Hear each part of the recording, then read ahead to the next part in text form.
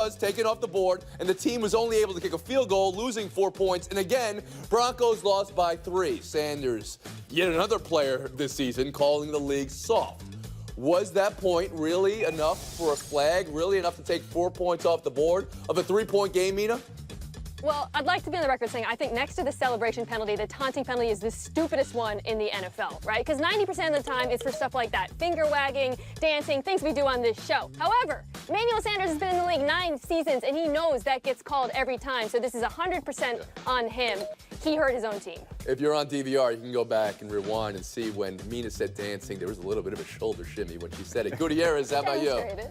I tend to agree with Mina, given that rule has been around for so long. But I do like the banter, the back and forth between players. I think this is part of the detriment of not being able to see the faces, right? Because if you saw Sanders' face and you saw the defender's face and maybe thought it was kind of harmless, you'd let it go. But in this situation, you have to throw that flag.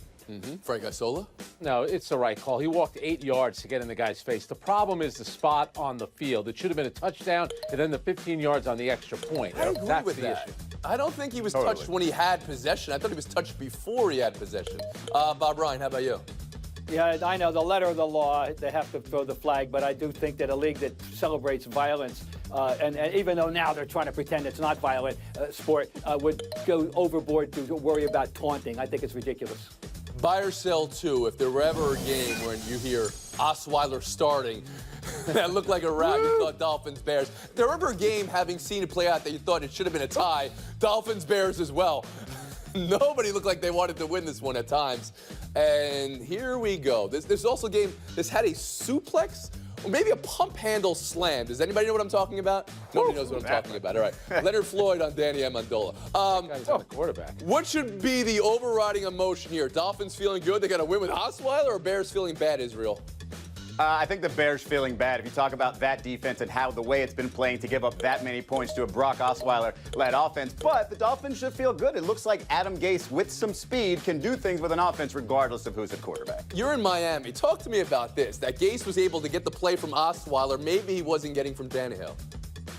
It really is just a matter of trusting the receivers and basically the offensive line collapsing around him. Tannehill had some offensive linemen hurt in that last game, and Brock had a couple of guys back. But really, it's just a matter of having those fast guys on the edges being able to create some Wilson just running free with Bears defenders not even trying to tackle. Isola, how about you?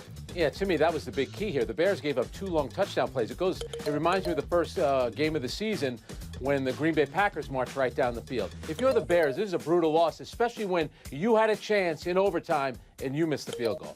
Bob Ryan?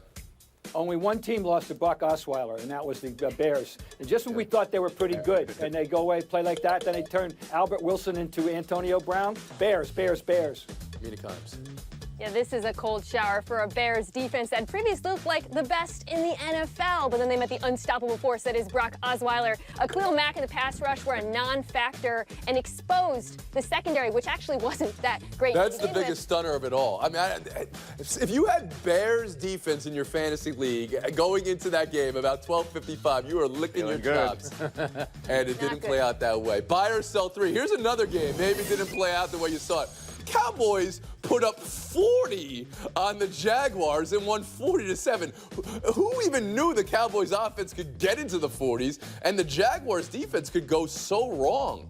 Cowboys riding the Conor McGregor train right now. Frank, more about your overriding emotions again. Dallas feeling good or Jaguars feeling bad? It's amazing. Jerry Jones, when he loses, blames the coach. When they win, he gives credit to Conor McGregor. To me, this is about Jacksonville. What about that defense? Where's Jalen Ramsey now? And if I'm Jacksonville, make a call to New York. Maybe get Eli Manning to be your quarterback.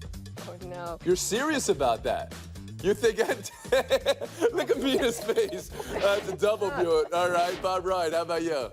I think the Jags have been heading in the free fall category for a while. No, this is about the Cowboys shocking the world and even themselves by scoring 40 points and now feeling much better about themselves. Mina?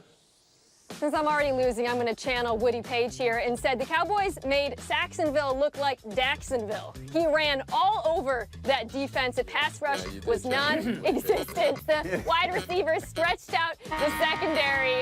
That was shameful performance by a once great defense. Certainly was a shameful performance. I'm not sure who. Israel after the horn.